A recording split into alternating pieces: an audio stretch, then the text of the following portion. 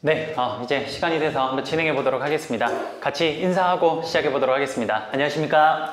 안녕하세요. 네, 안녕하세요. 아유, 반갑습니다. 이렇게 또 힘차게 인사해 주셔서 너무 감사합니다.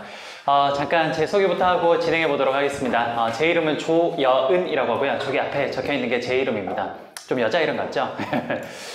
저는 오늘부터 내일까지 12시간 동안 여러분들과 함께 테셋 우리 수시시험을 진행하기로 되어 있습니다. 원래 테셋 특별시험이라고 했는데요. 올해 하반기부터 테셋 수시시험으로 이름이 좀 바뀌었습니다. 그래서 여러분들과 함께 진행을 하게 될 겁니다. 여러분도 아시겠지만 테셋 이 수시시험은요. 학점은행제를 진행하시는 분들과 그리고 일부 기업에 한해서 승진시험으로 활용이 되고 있습니다. 혹시나 여기 지금 고등학생이 앉아 계신다면요, 나가주셔야 돼요. 예, 그건 다 지금 불법입니다. 그래서 혹시나 고등학생 여기 앉아서 시험을 응시하신다고 하면 그건 다 불법이니까 그건 좀 양해를 부탁드리겠습니다. 아시겠죠? 여기 계신 분들은 전부 다 학점은행제나 혹은 승진 때문에 오신 분들 맞으시죠? 예, 예전에 이게 조금 고등학생들 때문에 문제가 된 경험이 좀 있어서요. 그래서 그걸 꼭 시작 전에 좀 말씀을 좀 드리고 진행했으면 합니다. 그래요. 우리 그러면 오늘부터 12시간 동안 테스트 수업을 진행을 할 겁니다. 아마 오신 분들 중에 나는 경제 정말 힘든데 어려운데 이런 분들 많으실 겁니다. 예, 그런데 경제 그렇게 어렵지 않아요. 생각보다. 저랑 한번 해보시면요, 그렇게 어렵지 않을 거고요. 특히나 경제가 어려운 이유 중에 하나가 수식을 많이 써요. 수학을 많이 써요. 그런데 우리 테스트 수시 시험은요, 철저하게 수학은 좀 많이 배제가 되는 편입니다. 예, 그래서 전체 문제 중에 한 10% 미만으로 수학 문제가 나와요. 그러니까 사실상 수학 문제는 여러분들이 너무 겁을 안 먹으셔도 될 것 같아요. 예, 대부분은 개념이나 예제 위주로 여러분들께서 이해 위주로 하신다면요, 충분히 합격하실 수 있을 겁니다. 아시겠죠? 특히나 수시시험은 좀 시험 자체가요, 문제 자체는 그렇게 쉽진 않아요. 문제 자체는요. 왜냐하면 올해 3월 달만 해도 그 테스트 수시시험 문제가요, 오히려 정규시험 문제보다 더 어려웠습니다. 그런데 사람들이 왜 그러면 수시시험이 좀 쉽다고 하냐? 그건 딱 하나예요. 뭐냐? 여러분들이 지금 받으시는 교재 있죠? 물론 저랑 지금 껍데기는 다를 거예요. 똑같은 내용인데 요 교재 안에서 문제가 많이 나와요. 예. 그러다 보니까 문제 좀 출제 범위가 한정되다 보니까 학생들이 좀 쉽다고 이야기를 합니다. 하지만 어디까지나 이 교재 안에서 문제가 좀 나온다고 하긴 하지만 전체 80문제가 다 나오는 건 절대 아니에요.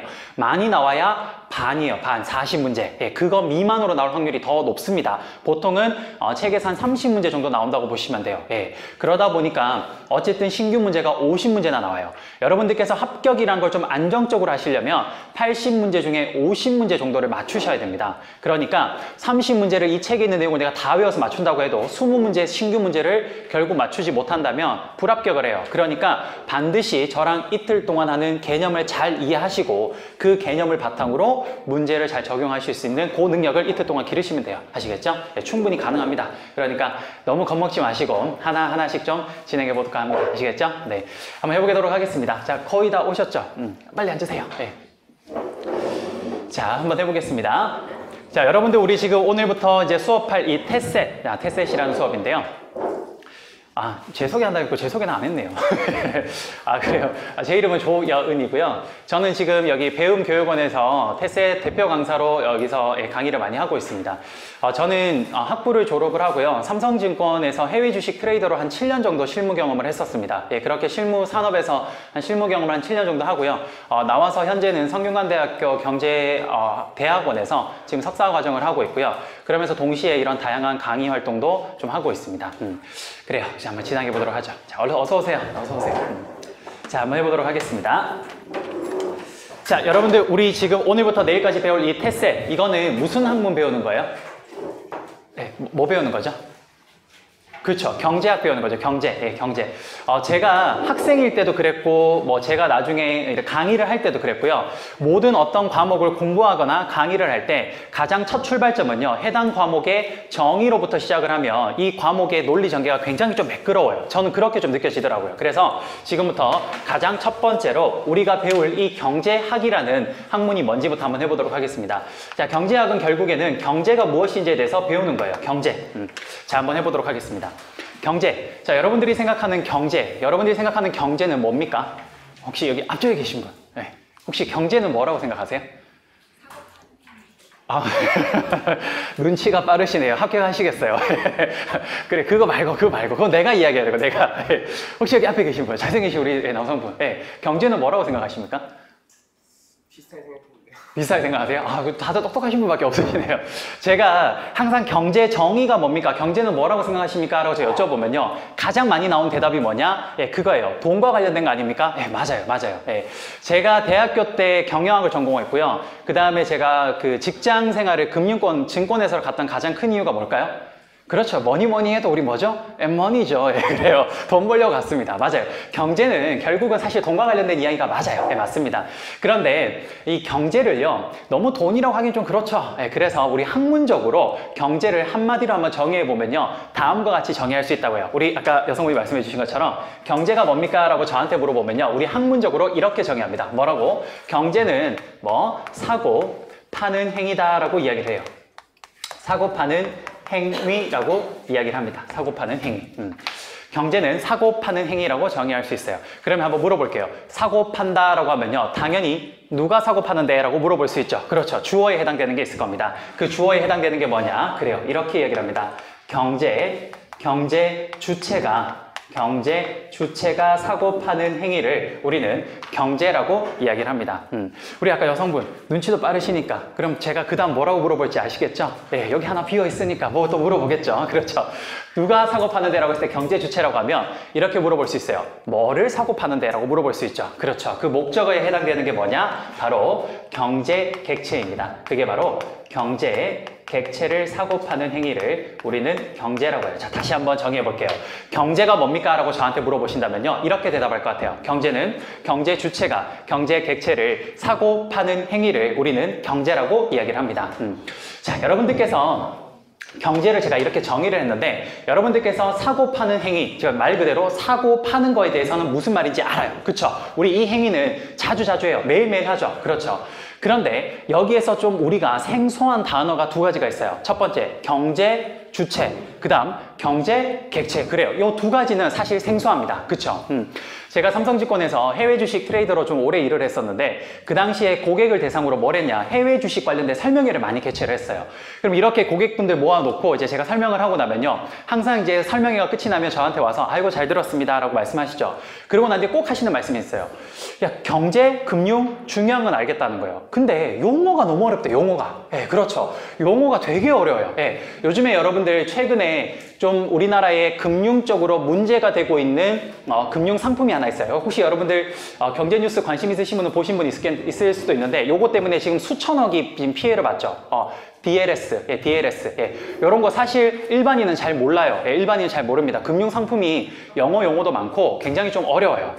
그래서 항상 하시는 말씀이 용어가 너무 어렵대요. 그러면 우리 여기도 좀 어려운 용어가 두 개 있네요. 경제 주체, 경제 객체. 맞죠? 그럼 이 두 가지를 잠깐 한번 풀어보겠습니다. 자, 한번 볼게요. 자, 여기에 경제 주체가 있고요. 그 다음 반대편에 경제 객체가 있습니다. 한번 해볼게요. 경제 주체와 경제 객체가 있는데요. 자, 경제 주체, 그다음 경제 객체가 있습니다. 자, 우선 첫 번째, 경제 주체의 종류에 대해서 한번 이야기해 볼게요. 종류. 자, 여러분들은 오늘 우리 여기 교육원 오시기 전에 전부 다 어디서 오셨어요? 그렇죠. 집. 맞습니다. 경제 주체의 대표적인 첫 번째 주체가 누구냐? 집입니다. 집. 그걸 우리가 경제학에서 그냥 집이라고 해도 되는데, 우리 학자 하시는 분들은 교수님들은 좀 그럴싸한 말 좋아하시죠. 그래서 집이라고 하긴 좀 그러니까 뭐라고 하냐? 우리 경제학에서는 이걸 가계라고 이야기를 합니다. 그래서 첫 번째, 경제 주체의 대표적인 종류가 가계가 있습니다. 가계. 여러분들 그 교재 지금 받으신 노트 있죠? 노트. 제가 지금 강의하는 노트. 거기에 다 적혀 있습니다. 그러니까 쭉 한번 보시기만 하면 돼요. 그 다음 두 번째. 여기 혹시 아닌 친구들도 있겠지만, 우리 조금 연배가 있으신 우리 형님, 누님들은 내일까지는 아니네요. 일요일이 끝나고 저랑 수업이 그날 내일 7시에 끝이 나면 집에 돌아가시면서 기분이 상당히 안 좋으실 거예요. 왜? 월요일날 출근해야 되니까. 그렇죠? 그렇습니다. 여러분들이 월요일날 출근해야 되는 그곳이 어디입니까? 회사. 그래요. 회사라고 하면 좋을 텐데 경제학에서 또 그럴싸한 말로 좀 바꿉니다. 뭐라고? 기업이라 그래요. 그래요. 두 번째, 경제 주체의 대표적인 종류가 바로 기업이 있습니다. 우리 경제학에서 대표적인 경제 주체, 2대 경제 주체가 누구냐라고 하면요, 가계랑 기업이라 그래요. 아시겠죠? 그 다음, 가계 기업 말고 또 다른 경제 주체가 하나 있어요. 자, 우리 눈에는 잘 보이지 않는데요. 그런데 항상 우리 뒤에서 가계랑 기업이요, 어떤 경제 활동을 하는 데 있어서 잘 할 수 있도록 뒤에서 서포트해주는 그런 집단이 하나 있다라고 합니다. 누굴 것 같아요? 정부. 그렇습니다. 그래서 세 번째 경제 주체 누가 있냐? 바로 정부가 있습니다. 과거에는요, 가계, 기업, 정부만 하면 사실상 충분했어요. 네, 충분했어요. 그런데 지금은 저 가계, 기업, 정부 말고도요, 아주 중요한 경제 주체가 하나 있습니다. 혹시 누굴 것 같아요? 한번 예를 한번 들어볼게요. 지금 우리나라가 사실 이 주체의 영향을 굉장히 많이 받고 있죠. 일본이 지금 우리나라의 경제 어떤 수출을 하는 거에 있어서 이걸 다 막고 있습니다. 맞습니까? 이 일본이라는 나라는 대한민국 영토 밖에 있는 나라예요. 맞습니까? 그런데 이 나라가 어떤 행동을 취했을 때 대한민국이 엄청난 영향을 받고 있네요. 맞습니까? 그리고 오늘 아침에 일어났더니 북한이 또 뭐 했어요? 그렇죠. 미사일 한 대 쏴 날렸어요. 예, 그러니까 우리 문재인 대통령이 또 NCS 그거를 하고 있죠. 예, 뭔가 우리나라 영토 밖에서 일어나는 일이에요. 혹은 미국과 중국이 지금 뭐 하고 있어요? 무역 분쟁하고 있죠. 예, 무역 분쟁을 하는데 그 영향을 지금 누가 받아요? 대한민국이 받고 있어요. 대한민국 코스피가 빠지고, 맞죠? 우리나라 경상수지가 나빠지고, 이러한 영향을 밖에서 일어나는 일들이 대한민국 영향을 받고 있습니다. 지금 우리 전 세계는요, 굉장히 개방화된 시대에 살고 있기 때문에 바로 이 경제 주체의 역할이 아주 중요하게 되었어요. 그 사람들이 누구일까요? 그래요. 바로 외국에 있는 것들이에요. 외국에 있는 것들. 이 외국에 있는 모든 것들을 통틀어서 우리 경제학에서는 학술용어로 뭐라 그러냐? 해외라 그래요. 해외. 네, 그래서 마지막 경제 주체 누가 있냐? 해외가 있습니다. 그래서 지금부터 우리 이렇게 이야기해요. 우리 이제 배운 사람들이니까. 경제 주체에 4대 경제 주체가 있습니다. 누구? 가계, 기업, 정부, 해외. 그래요. 요게 바로 4대 경제 주체입니다. 자, 별로 어렵지 않죠? 여기까지. 오케이, 됐습니다. 그 다음, 두 번째. 경제 주체의 종류를 다 배웠으면요, 이제 경제 객체의 종류를 한번 볼게요. 경제 객체의 종류. 자, 대표적인 경제 객체의 종류가 뭐냐? 첫 번째 이겁니다. 자, 여러분들 지금 책상 위에 보시면 책도 있고, 연필도 있고, 뭡니까? 핸드폰도 있고, 뭐 또 샌드위치도 있고, 그래요. 우리 배움은 항상 이 간식이 정말 최고예요. 예. 제가 그 어떤 교육원을 가도 이렇게 간식을 잘 주는 데는 저는 처음 봤어요. 예. 좋은 것이죠. 예, 맞습니다. 어쨌든 여러분들 지금 어때요? 지금 제가 말씀드린 건 눈으로 볼 수 있고 손으로 어때요? 만질 수 있어요. 맞습니까? 바로 이렇게 우리가 직접 눈으로 볼 수 있고 손으로 만질 수 있는 물건들, 이걸 그냥 물건이라고 하면 될 텐데 경제학자들은 또 좀 그럴싸한 말로 바꿉니다. 뭐라고? 유형의 재화라 그래요. 그래서 이걸 줄여서 뭐라고? 재화라고 합니다. 그래서 경제객체의 대표적인 게 뭐냐? 재화가 있습니다. 재화. 그 다음 두 번째, 제가 자주 하는 말이긴 합니다만 경제학을 공부하는 제 입장에서는요, 여성분들이 자주 가는 곳 미장원 있죠. 미용실. 예, 거기가 참 신기한 곳 중에 하나예요. 예, 왜냐? 우리가 돈을 지불을 할 때는 보통은 눈으로 보고 만질 수 있는 이런 물건을 사올 때 많이 돈을 지불해요. 예, 근데 미장원이 참 재밌는 공간인 게 여성분들 보통 기분 나쁘면 요즘에는 네일 아트를 많이 하긴 하지만 그래도 전통적으로는 머리를 하는 걸 좀 선호하잖아요. 그쵸? 예, 그러면 기분이 좀 안 좋다, 꿀꿀하다. 그러면 나 기분 전환할래 라고 해서 미용실이라는 곳을 갑니다. 근데 미용실을 갈 때 여성분이 그냥 들어가요. 미용실 안으로. 들어가서 가만히 앉아 있다가 그리고 나와요. 근데 나오면서 돈을 지불하면서 어머 기분 좋아라고 하면서 나와요. 예, 분명히 그분이 들어갔다 나올 때 그 어떤 것도 손에 들고 나오는 건 아무것도 없어요. 근데 돈을 지불하면서 기분이 좋아졌대요. 왜 그분이 그렇게 돈을 지불하고 기분이 좋아졌어요? 말 그대로 그래요. 눈에 보이지 않는 무형의 미용 서비스를 받았기 때문에 그래요. 아시겠습니까? 예, 그래서 우리 대표적인 경제 객체의 두 번째 종류가 뭐냐? 바로 눈에 보이지 않는 무형의 그래요. 서비스가 대표적인 예라고 보시면 될 것 같습니다. 됐습니까? 이게 바로 경제 주체와 경제 객체의 대표적인 종류예요. 됐습니까? 자, 그러면 한번 볼게요. 경제 주체가 가계, 기업, 정부, 해외가 있는데요. 잘 보세요. 가계, 기업, 정부, 해외 요 네 가지 종류 안에 보면요. 가계, 우리 집에 가도 이게 있고요. 회사에 가도 이게 있고, 그 다음 우리 세종시에 있는 정부종합청사에 가도 이게 있고, 외국에 나가도 이게 있어요. 자, 이 네 가지 종류의 공통적인 요소가 하나 있습니다. 뭘까요? 누가 이해하셨는데 뭐라고? 맞습니다. 사람이죠, 사람. 네, 사람이 저기 있잖아요. 그렇죠? 우리 그래서 그런 거 많이 하잖아요. 우리 어머님들 우리 집에 있을 때 혹은 우리 친구들이 집에 가면 우리 아버님께서 좀 늦게 술 드시고 오면 그 어머님이 맨날 뭐라고 하세요? 아침에 어이구 인간아 이러시잖아요. 그렇죠? 예. 말 그대로 그 인간들이 다 있잖아요. 지금 여기 맞죠? 가게에 가도 있고 회사에 가도 있고 정부에 가도 있고 외국에 나가도 있고 맞습니까? 그래요. 여기 지금 경제 주체의 4대 경제 주체가 있는데 여기에 공통된 요소가 딱 누가 있냐? 사람이 있습니다. 인간이 있어요. 그럼 한번 물어볼게요. 사람은 어떤 특징을 가지고 있냐면요. 자 보세요. 예를 들어서 여러분 이런 말 많이 하죠. 우리가 장시간 서 있으면 뭐 하고 싶어요? 앉고 싶죠. 그래요. 그래서 앉고 나면 그 다음 뭐 하고 싶어요? 눕고 싶죠. 예, 눕고 나면 그 다음 뭐 하고 싶어요? 자고 싶죠. 인간의 욕심이 어때요? 예, 끝이 없어요. 인간은 그래요. 그 누구나 공감하죠. 그쵸? 예를 들어서 제가 삼성증권 했을 때 참 재밌었던 이야기 중에 하나가 예를 들어서 한 1억대, 그러니까 그 1억대 그 10억 밑으로의 돈을 갖고 있는 부자를 만나면요. 그분이랑 이제 상담을 하면 뭐라고 하냐? 나는 어떻게 하면 10억대 부자가 되지? 그것만 생각하세요. 예. 근데 그분이 열심히 살으셔서 딱 10억대 부자가 되잖아요. 그럼 또 그분 상담하면 이제 뭐라고 한대요? 이제 나는 다 꿈을 이뤘다라고 절대 말씀하지 않으세요. 뭐라 그러냐? 100억대 부자가 어떻게 되냐? 그거 말씀하세요. 100억대가 됐어요. 또 만나면 뭐라 그래? 나 이제 꿈을 다 이뤘어. 나 이제 하고 싶은 게 없어. 아니에요. 어떻게 하면 1000억대 부자가 될까? 그 생각만 하십니다. 인간의 욕심이 항상 어때요? 예, 끝이 없어요. 맞습니까? 바로 이 경제 주체의 가장 큰 특징이 뭐냐? 바로 이겁니다. 끝이 없는 욕심. 그걸 우리가 경제학에서 뭐라고 하냐면요. 이렇게 표현합니다. 무한한 욕심을 우리는 경제학에서 욕망이라고 해요. 그래서 경제 주체의 대표적인 특징이 뭐냐? 바로 무한한 욕심, 욕망을 갖고 있는 겁니다. 이해됐습니까? 오케이. 그 다음 두 번째, 경제 객체 한번 볼게요. 경제 객체는 어떤 특징을 가지고 있는지. 자, 여러분들이 경제 객체 대표적인 게 눈에 보이는 유형의 재화예요. 재화. 그러면 자, 한번 보세요. 우리 여성분들 예를 들어서 어느 날 신문을 펼쳤어요. 신문을 펼쳤는데 거기에 이렇게 밑에 광고가 있는 거예요. 뭐라고? 신세계백화점 내일까지 최대 80% 세일 이렇게 딱 적혀 있는 거예요. 여러분들 그거 딱 보시자마자 다 뭐라 그러세요? 예? 싸다 뭐 이렇게만 생각하세요? 아니에요. 어떻게 생각하세요? 어머 이건 꼭 사야 돼 이러시잖아요. 그렇죠? 그러면서 무슨 일이 있어도 달려갑니다. 일단 백화점에. 맞습니까? 백화점에 달려가서 매대에 그 쌓여있는 물건들을 보면서 이제 전쟁이 치러지죠. 예, 거기서 막 디빕니다. 디비면서 내가 원하는 디자인을 딱 해서 하나를 딱 빼내요. 그리고 난 뒤에 그 디자인을 딱 보면서 그 판매원한테 뭐라 그래요? 언니 요거 사이즈 있어요? 라고 물어봅니다. 그럼 대부분 경험하셨을 거예요. 사이즈 있어요? 물으면 대부분 뭐라 그러세요?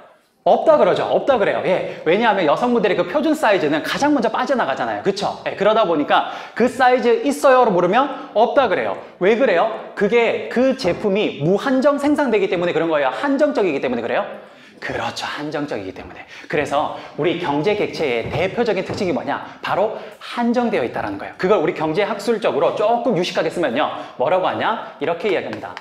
상대적으로 제한되어 있는 양이라고 이야기를 해요. 제한. 이렇게 이야기를 합니다. 그냥 쉽게 말하면 한정되어 있다는 거예요. 예, 무한정 생산이 안 된다는 겁니다. 맞습니까? 그래서 우리 그런 거 있잖아요. 리미티드 에디션. 한정 발행. 그런 것들 다 우리 경제 객체는 상대적으로 한정되어 있어요. 제한되어 있어요. 이해됐습니까? 그래요. 자, 우리 지금까지 경제가 뭐냐라고 했을 때 경제는 경제 주체가 경제 객체를 사고 파는 행위다라고 이야기를 했습니다. 우리가 사고 파는 행위는 무슨 말인지 아니까 여기에서 경제 주체와 경제 객체 잘 모르는 걸 두 개를 따서 이게 각각 뭔지를 한번 쫙 봤어요. 그런데 잘 보세요. 여기에서 이런 일이 생깁니다. 경제 주체와 경제 객체가 서로 사고 파는 것, 만나야 되는 게 그게 경제래요. 그럼 이 두 개가 실제 현실에서는 만나게 됩니다. 근데 문제가 발생해요. 잘 보세요. 경제 주체는 이런 물건들을요. 무한히 갖고 싶대요. 욕심이 끝이 없대요. 근데 이 친구들이 갖고 싶어하는 물건은 상대적으로 어떻게 되어 있어요? 그래요. 제한되어 있고 한정되어 있어요.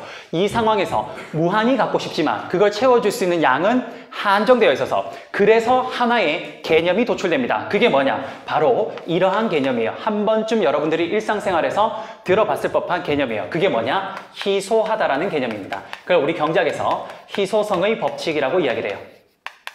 희소성의 법칙. 우리가 일상생활에서 뭔가 희소하다 말 많이 했는데 그게 결국 이거네요. 무한히 많이 갖고 싶은데 그걸 채워줄 수 있는 양은 한정되어 있고 제한되어 있을 때 그럴 때 우리 희소하다라는 개념이 나오게 되는 겁니다. 여기까지 이해되십니까? 네, 별거 없죠? 네, 됐어요. 그래서 이러한 희소하다라는 개념 때문에 결국 뭐가 발생하냐? 그래요. 이것 때문에 경제 문제라는 게 발생합니다. 자, 경제 문제가 뭔지 한번 봐볼게요. 경제 문제는 이렇게 정의합니다. 제한된 자원의 합리적 선택의 문제를 우리는 경제 문제라고 이야기를 합니다. 자, 다시 한번 이야기해 볼게요. 경제 문제가 뭡니까? 라고 저한테 이야기를 하면요. 제한된 자원의 합리적 선택의 문제를 우리는 경제 문제라고 이야기를 합니다. 말 그대로 경제 주체, 인간들은 끝없이 많이 갖고 싶은데 그걸 채워줄 수 있는 것들이 굉장히 한정되어 있다 보니까 결국에 이 한정되어 있는 자원을 이 욕심에 어떻게 적절하게 채워줄지, 그게 바로 경제 문제의 출발점이 되는 겁니다. 여기까지 이해되십니까? 예, 별거 없죠? 여기까지. 됐습니까? 그래요. 우리 문제가 발생했으니까 해결해야겠죠? 그래요. 해결하는 방법 한번 볼게요. 자, 경제 문제의 해결법에 대해서 한번 보도록 하겠습니다. 자, 해결법. 지면이 부족해서 살짝 한번 올라와 볼게요. 경제 문제를 역사적으로 두 가지 이념으로 해결하려고 한번 노력해 봤었습니다. 첫 번째 이념이 뭐냐? 바로 효율성이라는 이념이 있고요. 두 번째 공평성이라는 이념이 있습니다. 자, 여러분, 우리가 효율성이라는 말은 좀 많이 들어봤어요. 맞죠? 뭔가 효율적이다 이런 이야기는 많이 들어봤습니다. 뭐냐? 가성비 값 이런 건 다 약간 효율적인 느낌이죠. 그런데 공평성이라는 개념은 여러분들한테는 살짝 좀 어려운 개념일 수도 있어요. 그럼 여러분, 우리 이렇게 생각합시다. 엄밀히 말하면 아니긴 합니다만 우리 테스트의 수업 목적으로는요, 이렇게 생각하셔도 무방해요. 공평성이 무슨 뜻입니까? 라고 했을 때는요, 형평성이랑 똑같은 개념이다라고 생각하셔도 무방합니다. 아시겠죠? 예, 여러분, 우리 형평성이라는 이야기는 많이 들어봤죠? 뭔가 균등하게 나눠주고 공평하게 분배해준 이런 것도 우리 형평성이라 그러죠. 예, 그거라고 생각하셔도 될 것 같아요. 아시겠죠? 우리가 역사적으로 이 두 가지 이념이 굉장히 첨예하게 대립을 했었어요. 우리 여러분들 2차 세계대전 이후에 미국과 소련으로 양분되어 있는 이 체제를 우리 뭐라 그랬어요? 그 당시에? 냉전 체제, 맞아, 냉전 시대라고 했어요. 그 냉전 체제를요, 많은 학자들이 자신들의 어떤 그 학문을 가지고 기준으로 해석을 많이 합니다. 정치학자는 그게 자유진영과 공산진영의 대립이다, 혹은 인문학자는 뭐와 뭐의 대립이다, 이렇게 이야기를 하지만요, 경제학자는 뭐라고 이야기를 했냐면요, 세계 2차 대전이 벌어졌던 가장 큰 이유는 뭐냐? 그 전후에 냉전 체제가 있었던 이유는, 가장 큰 이유는 뭐냐? 바로 이겁니다. 전 세계에 있는 그 자원의 양은 한정되어 있어요. 하지만 그걸 갖고자 하는 인간의 욕심은 끝이 없습니다. 그 과정에서 경제 문제가 발생을 했는데 그 경제 문제를 어떻게 해결할지를 그 누구도 실험해 본 적이 없었어요. 역사적으로. 그런데 그 냉전 체제 이후에 실험하기 시작한 겁니다. 자유진영의 대표적인 효율성과 공산진영의 대표적인 형평성, 공평성, 이 두 가지 이념이요, 첨예하게 대립하면서 싸웠다라고 합니다. 그래서 우리 여러분들 자유진영의 대표적인 국가가 어느 나라예요? 미국. 그래요. 그 다음에 공산진영의 대표적인 나라가 어디예요? 소련. 맞습니다. 그래서 이 효율성이라는 미국이 갖고 있는 이 이념은 어떤 시장 경제 이념이냐면요, 바로 이거예요. 시장의 가격 기구라는 걸 통해서 이러한 경제 문제를 해결하려고 노력해 왔다라는 겁니다. 무슨 말이냐? 잘 보세요. 예를 들어서 가격이 비싸대요. 그러면 그 말은 뭘 의미하느냐? 시장에다 뭘 시그널을 주는 거냐면요, 이겁니다. 가격이 비싸다? 그러면 거기에 자원이, 한번 물어볼게요, 여러분. 가격이 비싸다? 그러면 자원의 양이 풍부할까요? 좀 적을까요? 그렇죠. 적은 겁니다. 또 가격이 비싸다라고 하면 많은 사람들이 그 제품을 원하는 걸까요? 아니면 사람들이 적게 원하는 걸까요? 그렇죠. 많이 원하는 겁니다. 말 그대로 가격이 우리 경제 주체들의 현재의 선호도를, 시그널을 보여주고 있는 거예요. 그래서 가격이 높다? 그러면 거기는 현재 자원이 부족하고 많은 사람들이 원하니까 그럼 한정된 자원을 그쪽으로 좀 많이 투입하는 방향으로 가는 거죠. 반대로 가격이 낮다? 그럼 좀 적게 투입하는 방향으로 가는 겁니다. 한정된 자원을 이렇게 가격을 통해서 효율적으로 분배해 갔던 게 바로 미국의 자유시장 경제였던 거예요. 아시겠습니까? 그런데 공평성은 뭐냐? 바로 이겁니다. 공평성은요, 중앙정부의 개혁기구라는 걸 통해서 이러한 경제 문제를, 개혁기구를 통해서 이러한 경제 문제를 해결하려고 했던 거예요. 뭐냐? 이겁니다. 야, 이거 가격 따위 필요 없어. 그냥 한정된 자원이잖아. 그러면 여기 10명 있으면 자원을 10등분해서 똑같이 배분하면 되잖아. 그게 가장 공평하고 바람직한 거지 않아? 이렇게 생각했던 거죠. 그게 우리 생각에는 굉장히 바람직한 건 맞았어요. 예, 사실 우리가 항상 경제학자들이 하는 이야기가 뭐냐? 이러한 경제의 발전사 중에 가장 마지막은 사실 이 공산주의 공평성이라고 이야기를 합니다. 근데 이게 역사적 실험에서 어떻게 됐습니까? 여러분, 효율성을 중심으로 한 미국과 공평성을 중심으로 한 이 소련이요, 2차 세계대전 냉전 체제 때 첨예하게 대립했죠. 예. 근데 여러분들, 우리는 그 시대를 살아온 사람이라서 알아요. 누가 이기고 누가 졌습니까? 그렇죠. 미국. 이 효율성을 중심으로 한 미국은 이 싸움에서 승리하고 공평성을 중심으로 한 소련은 역사 속에서 이름이 사라져 버렸습니다. 맞습니까? 나라 자체가 해체돼 버렸죠. 그게 왜 그러냐? 바로 이겁니다. 이론적으로는 그래, 이런 공평성, 형평하게 나눠주는 게 굉장히 바람직하다라는 건 알겠어요. 그런데 저렇게 했더니 문제가 뭐냐? 이겁니다. 열심히 일을 해요. 그러면 열심히 일을 하면 나는 열심히 일을 해서 100이라는 산출물을 했고 옆에 친구도 나름 열심히 했는데 이 친구는 10만큼 산출물을 못 냈어요. 근데 정부가 이러는 겁니다. 야, 너희가 산출물 냈던 거 일단 정부로 다 가지고 와. 다 가지고 와요. 그리고 나한테 어떻게? 공평하게 나눠? 이렇게 얘기를 하는 겁니다. 그러니까 나처럼 열심히 일했던 사람은 너무 억울하죠. 왜? 얘는 일 안 했는데 나보다 더 많이 가져가고 나는 일 많이 해서 많이 생산했는데 조금밖에 안 주니까. 결국 가장 큰 핵심이 뭐냐? 바로 그 사회에서, 경제에서 사유재산 제도를 인정을 안 해주니까 사람들이 뭐가 생기나? 동기부여가 안 생기는 거예요. 그래요. 그렇게 되다 보니까 사람들이 점점 적게 생산하고 결국에 이 평준화가 되긴 하는데 어떻게 평준화되냐? 상향 평준화가 아니라 하향 평준화가 돼버리는 겁니다. 그러다 보니까 점점점 경제력이 약해지면서 생산력이 떨어지면서 결국 이 체제 자체가 붕괴돼 버렸던 거예요. 아시겠습니까? 예. 그래서 이러한 효율성, 시장 가격 기구를 통해서는요, 가장 첫 번째 근간이 되는 이념이 뭐냐? 바로 그 나라의 사유재산 제도를 인정해 줍니다. 그러니까 내가 열심히 일할 동기가 생기는 거예요. 왜? 내가 열심히 일해서 뭔가 산출물을 만들어내면 그건 다 누구 거예요? 내 거예요. 예, 그러니까 더 열심히 할 수 있는 동기부여가 발생하는 거죠. 그 과정에서 어떠한 것들이 발생하냐? 이런 겁니다. 예를 들어서 내가 A, B, C 일을 다 열심히 해서 많이 만들어낼 수 있었는데 가만히 생각해보니까 나는 A라는 일에 더 잘할 수 있는 거예요. 그러니까 옆에 있는 친구한테 얘기하는 겁니다.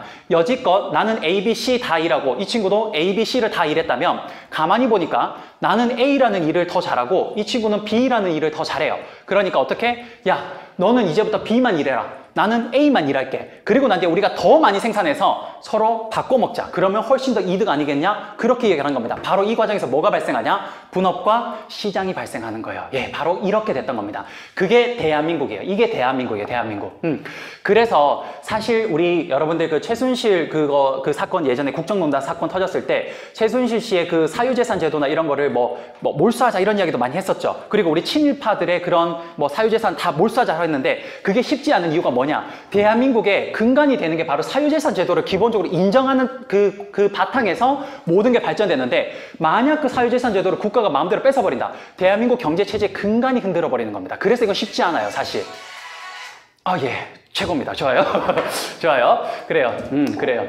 그래서 여러분들, 그래서 지금 사실 그게 쉽지 않은 겁니다. 대한민국은 바로 이 사유재산 제도를 근간에 깔면서 바로 효율성을 추구하는 그런 경제체제를 갖고 있는 나라라고 보시면 돼요. 그래서 여러분들 앞으로 효율성이라고 이야기하면 대체적으로 미국, 대한민국, 공평성이라고 하면 소련이나 북한 같은 나라 혹은 중국 같은 나라를 생각하시면 될 것 같아요. 아시겠습니까? 그래서 이 두 개의 이념이 첨예하게 대립하다 결국 누가 승리했냐? 그래요. 효율성을 중심으로 한 바로 이 이념이 승리를 하게 됩니다. 그래서 여러분 현대 주류 경제학은요, 다 이 효율성을 근간에 깔고 모든 경제 이론을 발전시키고 있습니다. 그러다 보니까 이러한 공평성을 중심으로 한 이론은요, 다 현대에서는 비주류 경제학이 돼요. 예, 그래서 지금 여러분들 배우시는 요 테셋이라는 시험도요, 결국은 주류 경제학을 바탕으로 학문을 발전시키고 있는 겁니다. 그럼 이 테셋이라는 시험의 근간에 깔린 이념은 딱 하나, 뭐예요? 예, 바로 효율성이라는 이념이 근간에 깔려 있는 겁니다. 그래서 항상 읽다 보면요, 어떤 게 나오냐? 사유재산제도, 분업, 효율성, 이런 이념들이 항상 근간에 깔리게 돼요. 그게 맞다라는 전제하에서 모든 이론을 발전시키고 있는 겁니다. 이해되십니까? 그래요. 그러면 이 두 가지 싸움 중에서 결국 효율성이 승리를 했죠. 그럼 이러한 경제 문제가 발생했을 때 가장 해결하기 바람직하다, 혹은 뭐 차선책, 혹은 뭐 가장 좀 뭐랄까 효율적인 게 바로 이 효율성을 중심으로 한 거라면, 효율성을 중심으로 저랑 경제 문제를 어떻게 해결하는지 그 원리를 지금부터 잠깐 보도록 하겠습니다. 원리를요. 자, 여러분들이 있는 집을요, 우리 경제학에서 가게라고 하죠. 그 다음 여러분들이 아침에 출근해야 될 회사를 우리는 기업이라고 합니다. 자, 가게가 기업으로 노동력을 바로 공급하면 가장 좋겠죠. 네, 이렇게 이동하면 가장 좋은데 실제 그렇진 않아요. 네, 예를 들어서 여러분들이 나는 삼성전자 근무하고 싶다. 네, 그러면 당장 월요일 아침에 일어나셔서 그 삼성전자 사옥이 어디 있죠? 저기 서초 사옥에 있죠. 강남역에. 네, 거기 가서 그냥 아침에 서초 사옥 그 현관에 가요. 가서 아마 가시면 분명히 경비가 앞에서 잡을 겁니다. 뭐 하세요? 왜 오셨어요? 라고 하면 저 여기서 오늘부터 일할 거예요. 라고 하면 그러면 바로 일할 수 있나요? 아니죠. 여러분들 그 회사에서 일을 하려면 반드시 어떤 과정을 거쳐야 돼요? 그 회사에 그렇죠. 채용 과정을 거쳐야 돼요. 맞습니까? 예, 그래요. 그래서 바로 이렇게 가는 게 아니라 우리가 흔히 말하는 취업 준비 시장이라는 곳에 일단 노동력이 거기 집결합니다. 예, 그래서 가장 바로 먼저 이렇게 가는 게 아니라 가게의 노동력이 어디로 공급이 되냐? 바로 취업 준비 시장. 우리 그걸 경제학에서 뭐라 그러냐면요. 생산 요소 시장이라고 합니다. 요소 시장. 여기에 노동력이 쫙 모여서 집결합니다. 여기에 노동력이 집결하게 돼요. 예. 여러분들 혹시 생산 요소 시장이란 걸요, 일반적으로 우리 취업 시장 이렇게 생각해도 되는데, 혹시 이게 좀 애매하다. 그럼 우리 남성분들 혹시 막노동 일 해보신 적 있으시죠? 예, 그런 일. 그거 하면 여러분 아침에 바로 현장으로 가는 게 아니라 제일 아침에 새벽에 어디에 있다 모여요? 인력사무소. 그렇죠. 예, 바로 거기라 생각하시면 돼요. 그 인력사무소에 노동력이 쫙 여기에 집결해 있다고 보시면 됩니다. 그럼 인력사무소에 노동력이 집결해 있으면요, 이 사람들이 전부 다 가는 게 아니라 그 현장에, 건설 현장에 계시는 분들이 봉고차 끌고 와가지고 딱 보고 건장한 놈 너 나와라고 해서 몇몇 사람만 뽑아가죠. 예, 바로 그대로 그게 채용이 되는 거죠. 그렇게 해서 기업이 자, 인력사무소에 있는 사람 중에 일부만 뽑아가지고 기업이 채용하게 될 겁니다. 됐습니까? 그러면 이렇게 노동력을 채용하면요, 당연히 기업은 그 채용한 노동력을 바탕으로 자신들의 물건을 만들어내게 될 거예요. 생산하게 되죠. 그럼 그 물건을 만들어내면요, 어떻게? 기업은요, 이 물건을 창고에 쌓아두는 게 아니라 이 물건을 판매하기 위해서 어디에다가 판매를 해요? 그래요. 하이마트, 신세계백화점, 이마트, 롯데마트 이런 데다가 물건을 판매하게 될 겁니다. 진열하게 되겠죠. 말 그대로 그렇게 판매하는 시장을 우리 뭐라 그러냐? 그걸 생산물 시장이라고 합니다. 생산물들이 거래되는 곳이라고 해서 생산물 시장이라고 이야기를 해요. 기업은 그렇게 만들어낸 제품을 여기에다 물건을 공급하게 돼요. 됐습니까? 네. 그러면 이렇게 하이마트, 이마트, 뭐 혹은 롯데, 뭐 백화점 이런데 여기 물건이 쫙 와 있으면요, 이 물건을 누가 사가요? 보통? 그쵸. 여기 계신 여러분들이 사가죠. 그쵸. 그 여러분들이 계신 곳이 어디예요? 이렇게 집, 가게. 그래요. 보통 일반적으로 가게가 요 물건을 사가게 될 겁니다. 이해됐습니까? 그러면 저 물건 사갈 때 여러분들 거의 뭐예요? 이 롯데마트나 가서 괜찮은 물건 있으면 이렇게 딱 들고 그냥 이렇게 쑥 나가면 되나요? 나가면 어떻게 돼요? 삐용삐용삐용 하죠. 예, 맞아요. 여러분들은 반드시 물건을 살 때 반대급부로 뭘 줘야 돼요? 그렇습니다. 돈이라는 걸 줘야 될 거예요. 그래서 그 돈이 이렇게 흘러 들어갈 거예요. 그럼 그 돈이 기업으로 흘러 들어가면요, 기업은 자신들의 비용을 제외하고 나머지 돈을 가게에다가 뭐로 주냐? 월급, 임금이라는 형태로 지급하게 될 겁니다. 제 말 이해되십니까? 오케이, 됐어요. 이렇게 흘러가는 거예요. 그러면 가게랑 기업이요, 바로 생산물 시장과 생산 요소 시장이라는 곳에서 서로 사고 팔고 행위를 하고 있습니다. 시장이라는 곳에서. 맞습니까? 그러면 그 사고 파는 과정에서 아주 독특한 현상이 하나 나타나게 돼요. 뭐가 나타나냐? 바로 이게 나타납니다. 자, 우리 경제학의 기억자도 몰라도요, 항상 제가 경제학의 기억자도 몰라도 이 두 가지로 보면 다 알아요. 네, 일단 첫 번째 뭘 아냐? 경제학의 기억자도 몰라도 반드시 아는 하나의 용어, 경제학의 아버지 아담 스미스가 이야기한 뭐? 보이지? 그렇죠. 않는 손. 다 이야기하죠. 맞습니다. 그건 누구나 알아요. 그 다음 두 번째, 이것도 꼭 알더라고요. 경제학의 기억자도 몰라도 이건 압니다. 경제학의 가장 중요하다고 불리는 수요와 공급. 그렇습니다. 바로 그 수요와 공급 원리가 이 시장에서 가게랑 기업이 만나면서 나오는 거예요. 그러면 그 수요와 공급 원리가 어떻게 나오냐? 이렇게 나옵니다. 수요 곡선이 우하향하게 나오고 공급 곡선이 우상향하면서 이 수요와 공급이 만나는 점에서 그 물건의 균형 가격과 균형 거래량이 결정이 되는 거예요. 자, 이거 모르셔도 됩니다. 좀 이따 다 설명할 거예요. 그래서 이런 현상들이 여기 시장에서 만나면서 사고 파는 행위를 통해서 이렇게 결정이 되는 겁니다. 이게 바로 수요와 공급 원리예요. 경제학에서 있는. 됐습니까? 다 했어요. 이렇게 하면 제가 한 이야기 다 한 겁니다. 지금 뭐 한 거냐? 이거예요. 경제 문제가 발생했대요. 그걸 해결하는 방법이 효율성으로 해결하는 거래요. 그럼 어떻게 효율성으로 해결하냐? 그 원리가 바로 요거랍니다. 됐습니까? 바로 요건데, 잘 보세요. 경제학은요, 사실 제가 지금 지도 교수님한테 교수님 경제가 뭡니까? 라고 하면 교수님도 내가 40년째 경제학 공부하고 있는데 나도 모르겠다고 하세요. 예. 경제학은 살아있는 생물체 같아서요, 마치 살아있는 생물체 같아서 오늘이 다르고 내일이 다르고 모레가 다르고 1년 뒤가 다르대요. 예. 경제학은 살아있는 생물체 같대요. 그러다 보니까 이걸 뭔가 한마디로 정의하기가 굉장히 사실은 어렵다고 합니다. 예.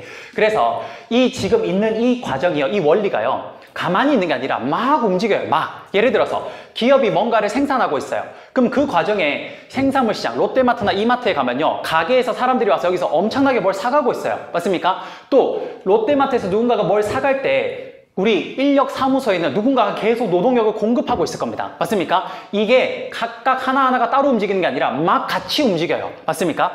그래서 경제학에서는요, 이걸 전체를 한꺼번에 분석하기가 생각보다 어려워요. 예, 그래서 항상 경제학은 어떻게 하냐? 이렇게 합니다.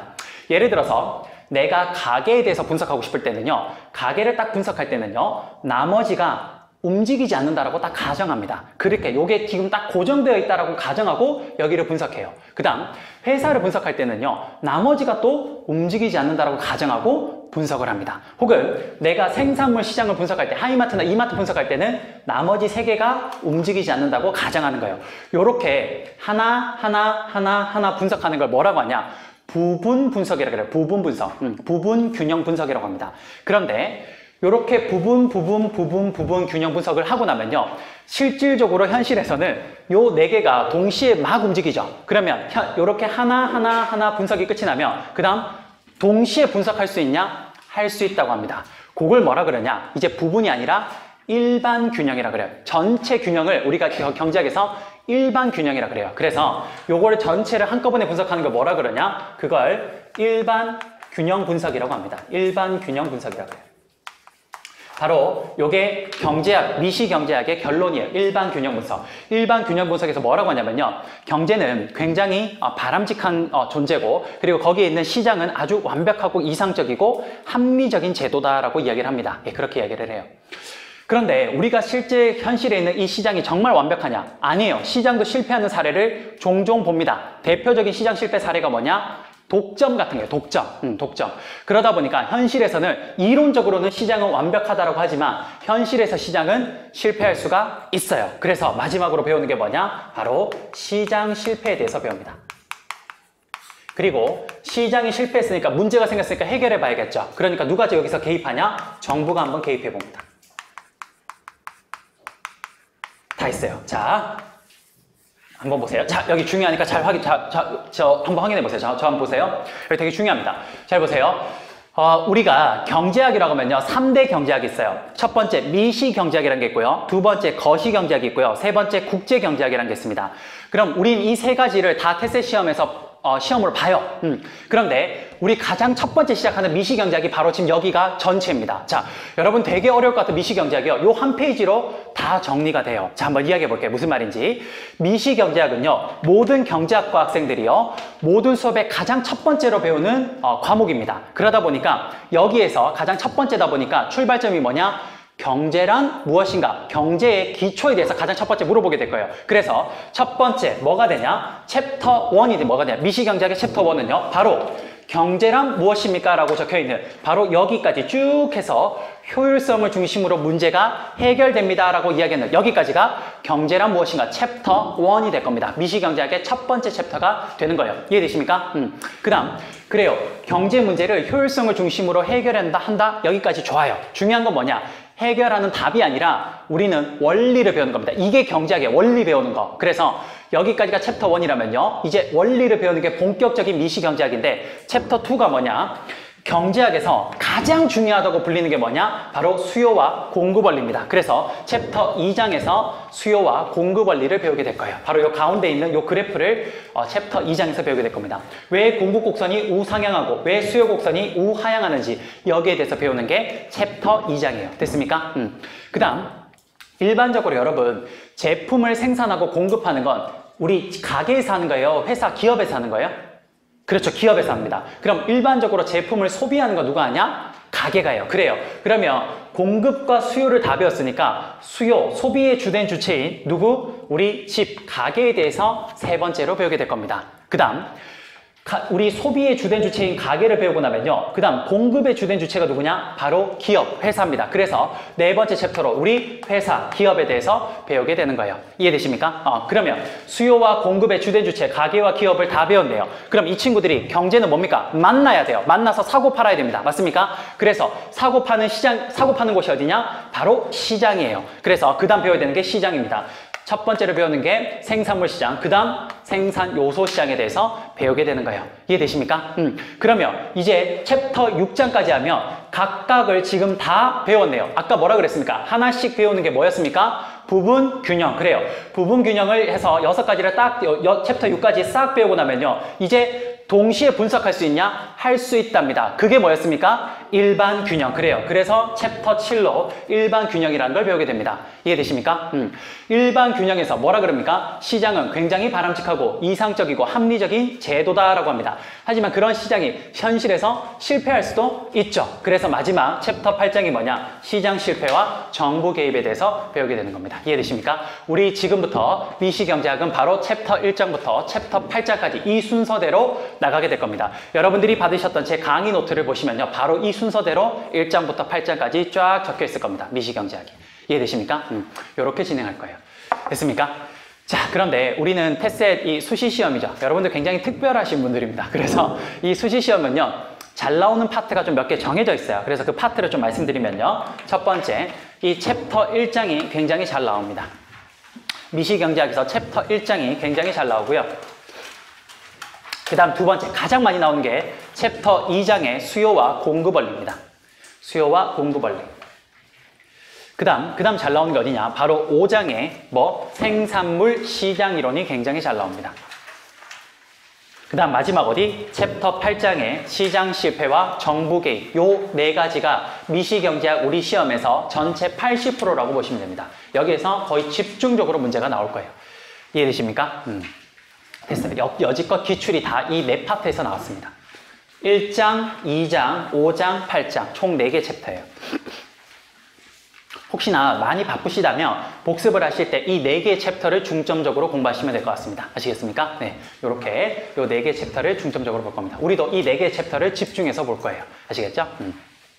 했습니다. 어때요, 여러분? 여기까지 들어보시니까 별로 어렵진 않죠? 네, 충분히 따라올만 하죠? 네, 그래서 지금 우리 여기까지 한 게 뭐냐? 챕터 1장이 끝이 난 겁니다. 이해되셨습니까? 자, 여기에서 마지막 하나만 더 할게요.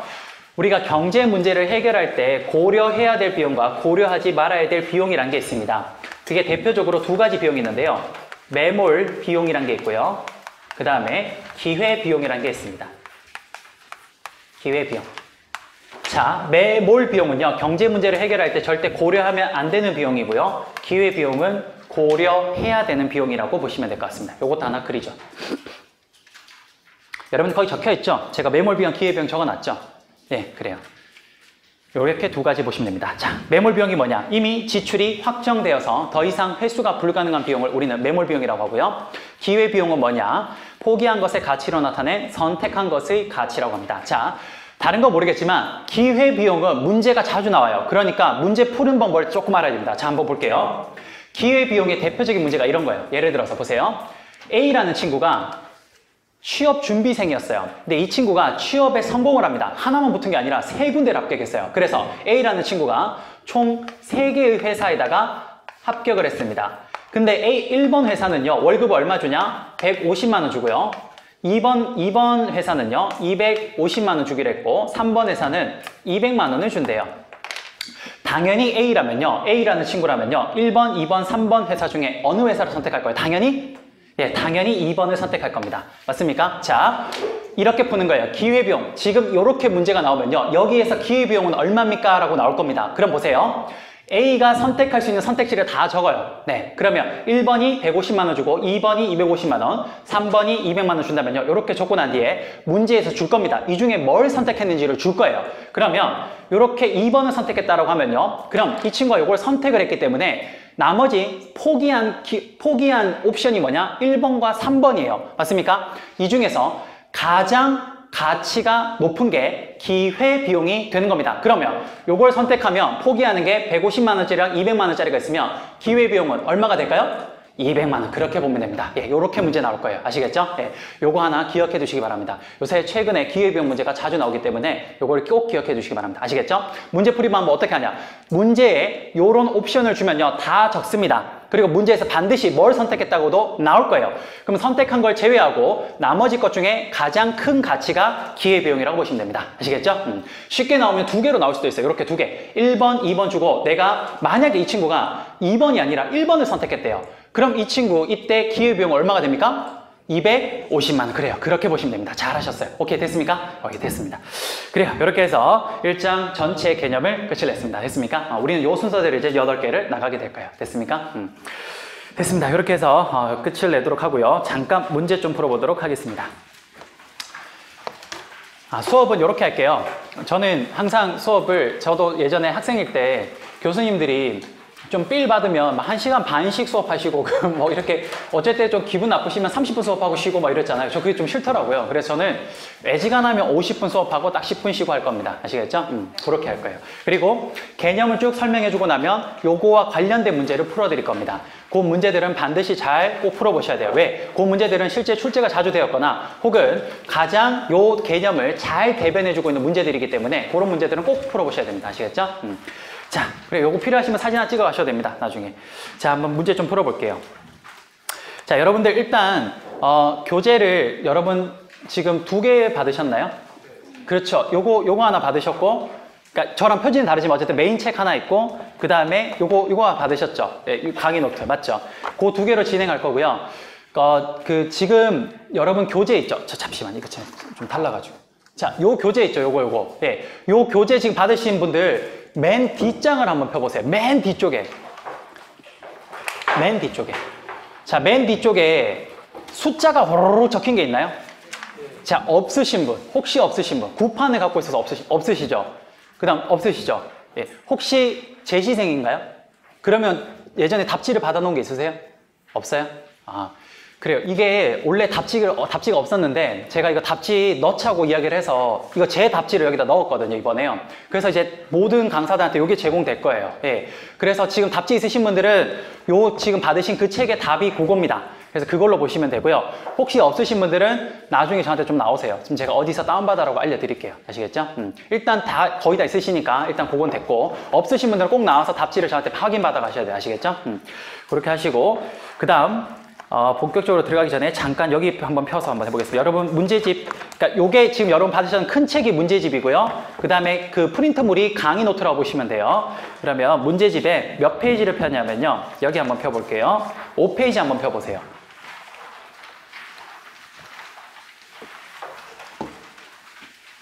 폈어요? 자, 목차가 있죠.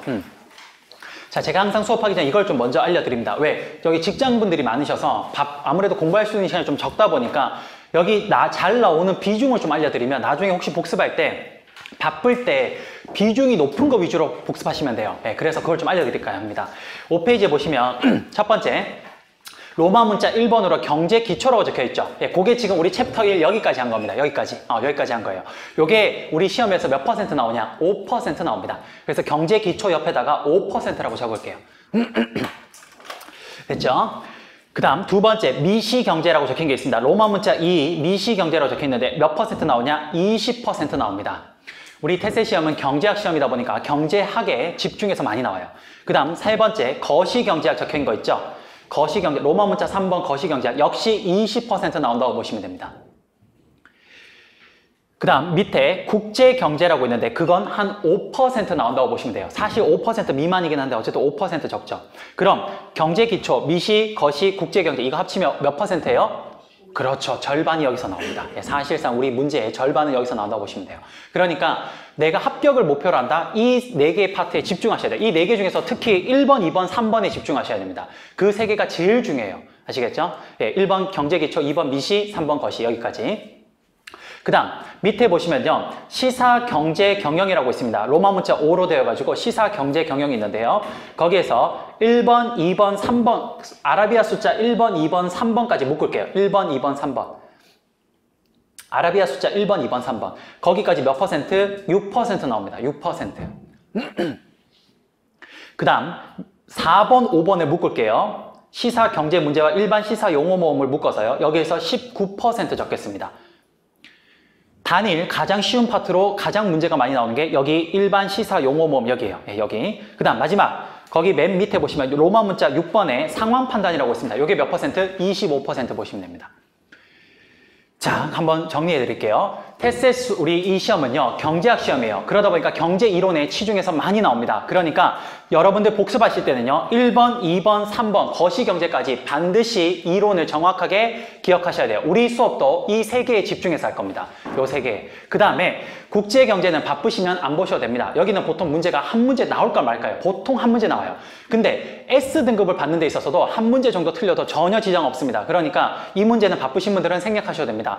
그럼 밑에 내려가면 그쪽에 일반 시사 용어 모음이 19% 나오죠. 여기가 굉장히 단답형으로 쉽게 맞출 수 있어요. 그러니까 여기 있는 문제들은 다 외워서 무조건 깔고 가야 됩니다. 무슨 말이냐? 여기 이렇게 나와요.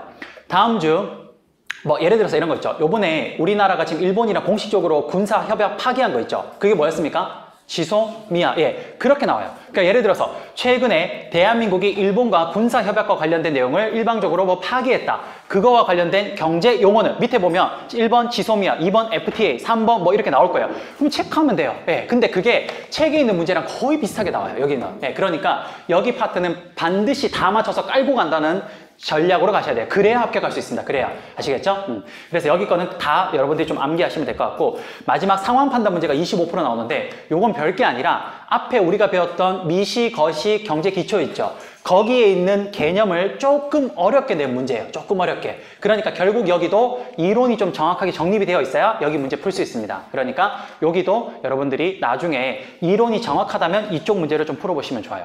참고로 상황 판단 문제는 다른 거는 배점이 전부 다 3점, 4점인데 상황 판단 문제만 유일하게 배점이 5점이에요. 5점. 그래서 여기를 많이 맞추면 고득점으로 갈 수 있습니다. 예, 등급을 높게 가져갈 수 있어요. 근데 여기를 많이 틀린다? 합격은 할 수 있겠지만 고득점은 좀 힘듭니다. 그러니까 나중에 좀 시간이 되신다면 상황 판단 문제도 꼭 정복하시면 좋아요. 그럼 고득점까지 갈 수 있습니다. 아시겠죠? 됐습니다. 이렇게 보면 좀 눈에 보이시죠? 네, 이렇게 해서 퍼센테이지로 보시면 될 것 같습니다. 자, 문제 한번 풀어볼게요. 자, 문제 한번 봅시다. 페이지 9페이지부터 보겠습니다. 페이지 9페이지. 문제까지만 좀 하고 좀 쉬도록 할게요. 자, 3번. 자, 3번. 좀 대표적인 문제만 좀 풀게요. 제가 풀어드리는 문제는 다 체크를 꼭 해놓으세요. 아시겠죠? 그런 문제들은 꼭 나중에 복습하셔야 됩니다. 아시겠죠? 자, 3번. 시장의 자유경쟁으로 인해 나타나는 결과가 아닌 것은? 이라고 했습니다. 자, 시장의 자유경쟁이란 건 결국에는 이 효율성을 추구하겠다는 거예요. 효율성 추구. 자, 효율성을 추구하면요. 어떠한 강점이 있냐. 근데 강점이 아닌 거 물었으니까 1번. 경기 안정이라고 적혀있는데 정답 1번입니다. 자유시장 경제의 치명적인 단점이 뭐냐? 경기 안정이 안 돼요. 예. 우리나라 지금 경기 어때요? 좋습니까? 나쁩니까? 나쁘죠? 근데 우리나라 경기가 좋을 때도 있었어요. 예. 이 자유시장 경제는 경기가 좋았다, 나빴다, 좋았다, 나빴다예요. 여러분, 북한 한번 볼까요? 북한은 경기가 어때요? 예, 그냥 안 좋은 상태로 계속 가요. 예, 이게 바로 자유시장 경제와 공산경제의 대표적인 차이입니다. 자유시장 경제는 경기가 업앤다운이 있어요. 이렇게 올라갔다 내려갔다. 하지만 이런 공평성을 추구하는 곳은요, 항상 일관되게 갈 수 있어요. 정부가 통제할 수 있기 때문에 가격을. 그래서 1번이 틀린 말입니다. 2번, 가격 하락. 당연히 그렇겠네요. 자유시장 서로 경쟁하다 보면 더 가격은 하락할 수 있겠네요. 3번, 서비스의 개선. 그렇겠네요. 기업들이 서로 경쟁하다 보면 더 좋은 품질을 낼 수 있겠네요. 4번, 상품의 다양성. 그렇겠네요. 서로 경쟁하다 보면 더 다양한 제품을 당연히 생산하겠죠. 5번, 상품의 품질 향상. 당연히 서로 경쟁하다 보면 품질도 향상될 겁니다. 됐습니까? 대표적인 아닌 게 3번의 1번이 되겠습니다. 그 다음 6번 문제 한번 보겠습니다. 자, 보시면 경제체제에 대한 설명으로 옳은 것을 물었습니다. 옳은 것, 맞는 것. 1번, 시장 경제에서는 시장을 통해서 자연스럽게 사회적 분업이 이루어진다. 맞습니까? 틀렸습니까? 그렇죠. 맞아요. 정답 1번입니다. 정답 1번이에요. 2번, 계획경제 하에서도 시장경제와 마찬가지로 생산수단을 개인이 소유할 수 있다. 즉, 사유재산권이 있다는 말인데 맞습니까? 틀렸죠. 여러분, 시장경제라는 말이 나오면요, 우리 대한민국을 생각하세요. 그 다음 계획경제라는 말이 나오면 북한을 생각하십시오. 네, 그렇게 생각하시면 됩니다. 그 다음 3번, 계획경제는 시장을 통한 재화의 교환보다 자원 배분의 효율성을 더욱 높여주고 있다. 맞습니까? 틀렸습니까? 아니죠. 우리 계획경제는 뭘 추구하는 겁니까? 그래요. 공평성, 형평성 추구하는 거예요. 4번, 시장 경제는 자원의 효율적 배분뿐만 아니라 공평한 소득 분배까지 달성시켜 줄 수가 있다. 시장 경제는 효율성을 추구하는 거지 공평성을 추구하는 게 아닙니다. 자, 여기서 좀 헷갈리는 게 5번이 헷갈려요. 잘 보세요. 5번, 현대의 시장 경제에서도 계속 시장이 중심이 되고 계획경제 요소는 허용하지 않는다라고 적혀 있는데 이게 틀린 말이에요. 자, 이렇게 정리할게요. 여러분, 앞으로 만약에 보기에요. 시장경제라는 말이 나오죠. 그러면 무조건 효율성, 우리 남한처럼 효율성만 추구한다 생각하시고 만약에 계획경제가 나온다? 공평성, 형평성만 추구한다고 보시면 됩니다. 하지만 여기 시장경제랑 계획경제 앞에다가 현대라는 말이 붙어요. 현대. 그러면 요 두 가지 이념을 짬뽕시킨다고 보시면 돼요. 요 두 개를 합친다고 보시면 돼요. 자, 한번 물어볼게요. 대한민국도 엄밀히 말하면 완벽한 자유시장 경제가 아니에요. 왜? 대한민국은 기본적으로 효율성을 추구하는 나라는 맞아요. 그런데 대한민국이 정부가 보면 잘 못 사시는 차상위 계층분들한테 뭐 줘요? 생활 보조금 주죠. 예, 그리고 좀 뭐 신체적으로 좀 힘들거나 어떤 그런 상황이 힘든 분들한테 뭐예요? 다 이런 사회 보장 제도 같은 걸 우리 하고 있습니다. 맞습니까? 그거는 엄연하게 효율성이 아니에요. 공평성, 형평성을 추구하는 거죠. 맞습니까? 그래요. 지금 전 세계 어디도요. 무조건 효율성만, 무조건 공평성만 추구하는 나라는 그 어디도 없습니다.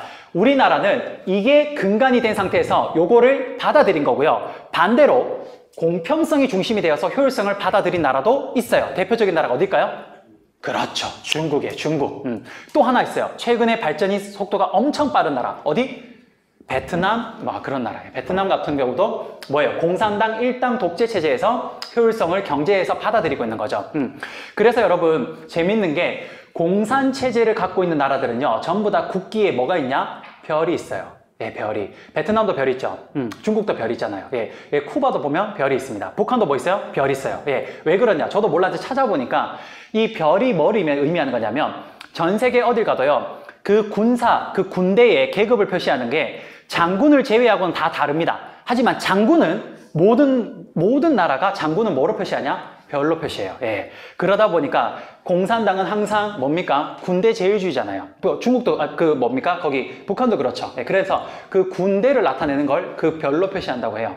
그래서 그런 겁니다. 지금 현대는 대한민국은 효율성을 근간에 깔고 공평성을 받아들였다면 중국이나 베트남은 공평성을 근간에 깔고 경제만 효율성을 받아들이고 있는 거예요. 됐습니까? 그래서 이렇게 정리합시다.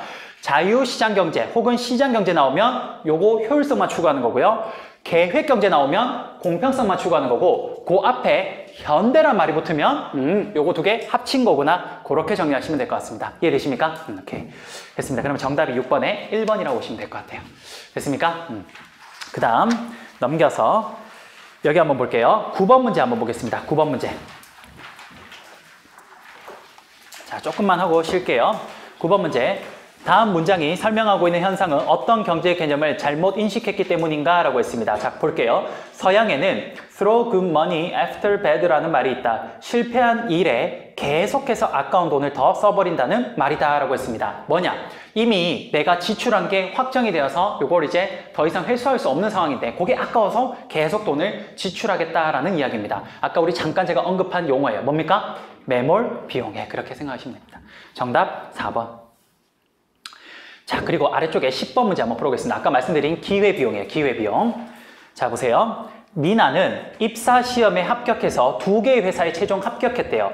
하나의 회사에는 월급을 200만 원 주고 하나의 회사는 150만 원을 준대요. 자, 아까 말씀드린 거네요. 보세요. 미나가 2개의 회사에 합격을 했는데 하나의 회사는 150만 원을 주고 또 하나의 회사는 200만 원을 준다라고 이야기를 했습니다. 근데 미나는 이 두 회사 중에 어디를 선택하기로 했냐면요. 바로 150만 원을 주는 회사를 선택하기로 했습니다. 자, 이때 기회비용은 얼마입니까? 라고 했습니다. 너무 쉽죠? 얼마요? 네, 200만 원. 이렇게 나옵니다. 이게 가장 쉬운 문제고요. 어렵게 나오면 보기가 3개까지 줄 거예요. 그럼 아까처럼 하나 선택한 거 제외하고 둘 중에 가장 높은 거 선택하시면 돼요. 됐습니까? 그래요. 정답 4번. 계속해서 11번 문제 한번 볼게요.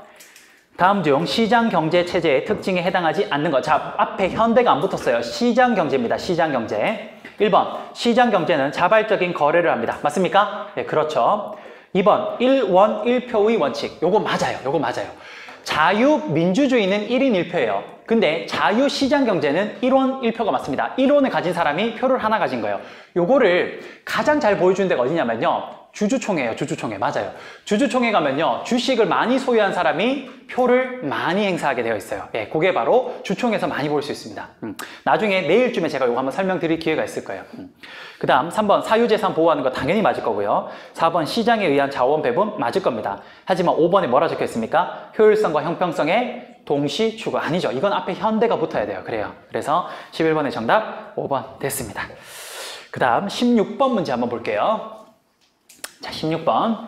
다음 중 기회비용의 개념을 제대로 설명한 것은? 이라고 했습니다. 자, 기회비용이 뭐였습니까? 포기한 것의 가치로 나타낸 선택한 것의 가치입니다. 선택한 것의 가치. 자, 쭉 읽어보시면 답이 좀 보일 것 같아요. 몇 번일 것 같아요? 기회비용. 내가 아까 전에 선택할 수 있는 게 이 두 가지 중에 결국 하나밖에 선택 못하죠. 예, 그래서 나머지 포기하게 되는 겁니다. 그러니까 답 몇 번일 것 같아요? 5번. 몇 번? 5번. 아, 5번. 우리 형님 아닙니다. 5번 아니에요. 몇 번이실 것 같아요?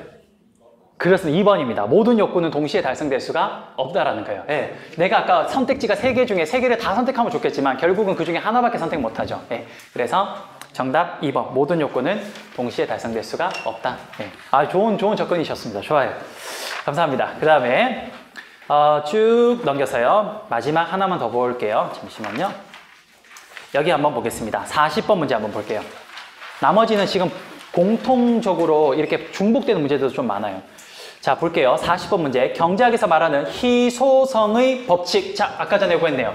희소성의 법칙이 뭐였습니까? 사람의 욕심은 무한한데 그걸 채워줄 수 있는 자원은 한정되어 있을 때 그때 희소하다는 개념이 나왔네요. 쭉 한번 보시죠. 몇 번이 답일까요?